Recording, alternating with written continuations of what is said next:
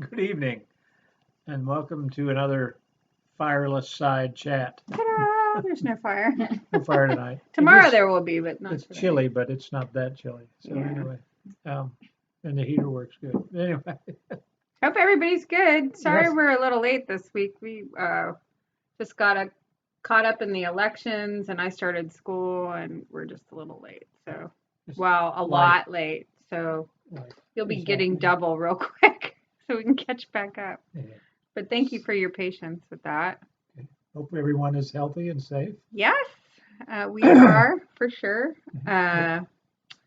Today, you'll notice we loaded some resources in your resource section of your website, and your lessons agendas are posted for your online stuff. And we are going to discuss the grace of humility here on the video and Contrition. what contrition is. Mhm. So you can understand some stuff.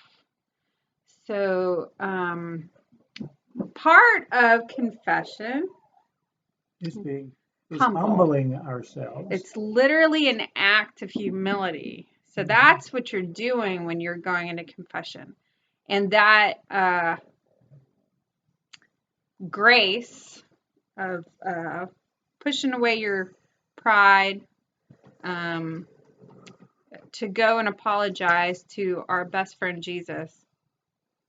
So our Lord and Savior. Oh yeah, it takes a lot. It really takes a lot of will to push past yourself. Well, that's why some people don't go a lot. Oh Okay? yeah, you'll see a lot of people not going. We try and go once a month. I mean, it's been a little longer between COVID. with the COVID, but Father's very good about it. Yeah. And, you're sitting a good 6 feet away from him. Right. So one of the things you do is you take time to think about what you might have done wrong, maybe during the day, or if you catch yourself and you start feeling bad about something you've done. What is happening, that feeling you get, is not how we were made to be. What I mean is, when you get a bad feeling, that means you have done something or not done something, because that could be a part of it, that makes this inside kind of thing feel yucky. And you're like, oh, you get sad or you get mad. It's not a good feeling, however it ends up being after you've done something. And that means you've probably not doing what you should be doing because of the creation that you were made by God.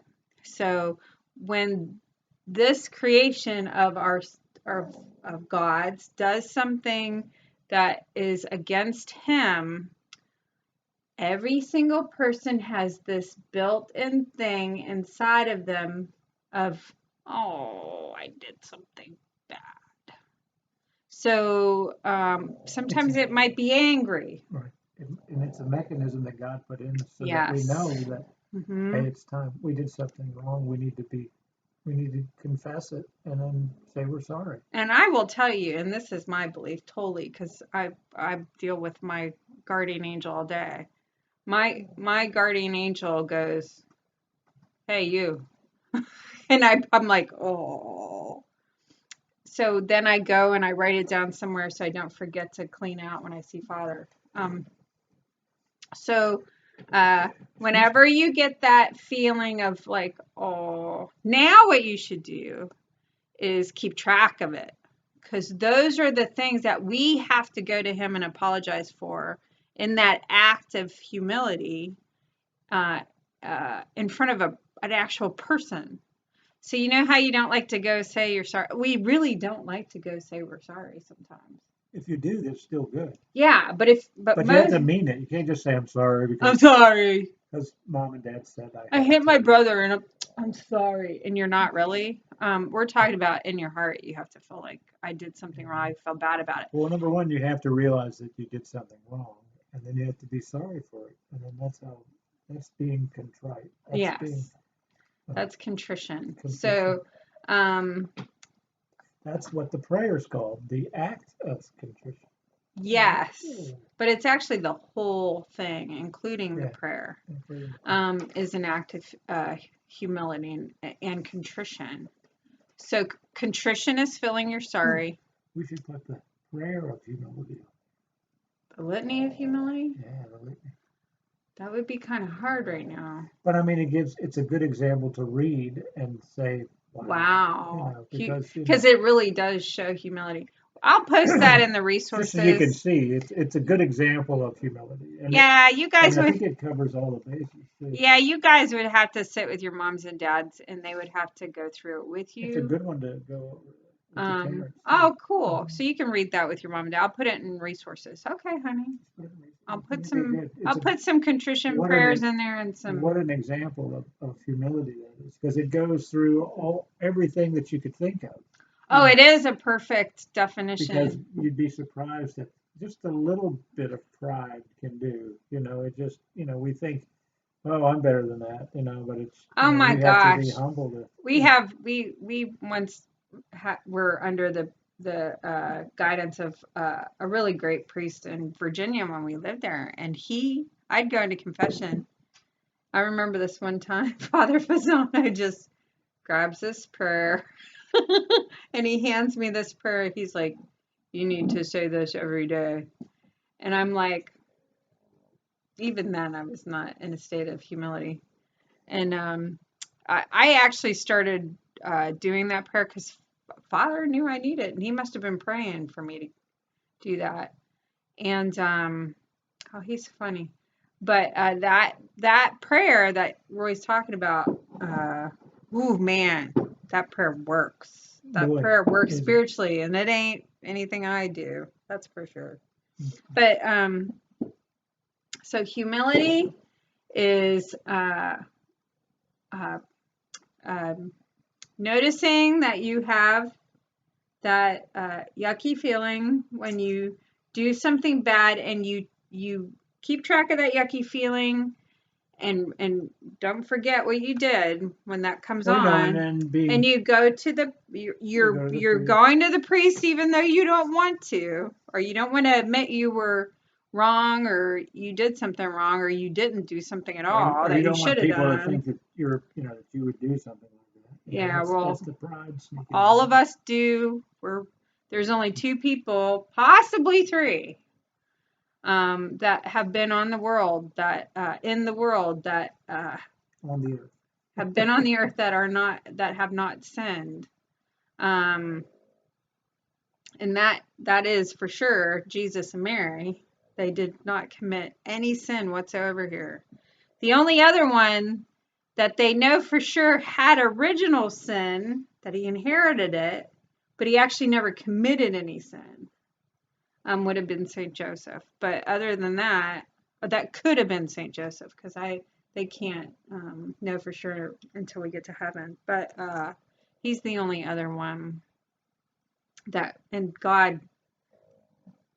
Chose him. I mean, so it chose him for a reason. So Yeah, he had a lot of support in that aspect. But even saints, you'll notice that a lot of them will,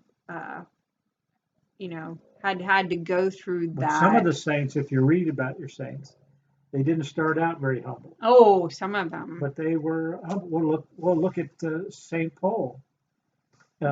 He was not very humble, but he was humble. If you do know who Saint Paul is, he's an amazing teacher too.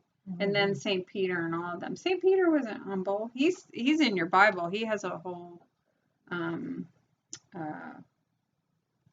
a bunch of letters and all kinds of things. But he was a rough guy. He was a fisherman. So, yeah.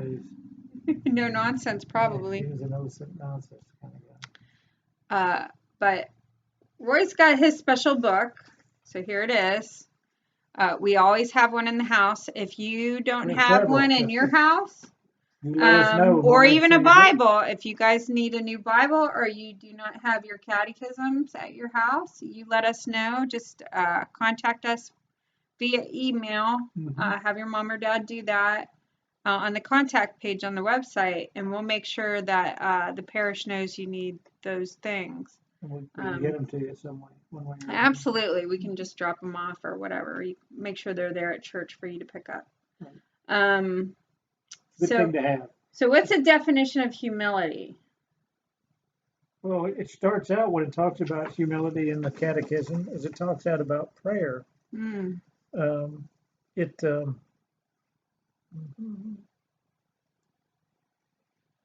in the Beatitudes. It's called being poor in spirit.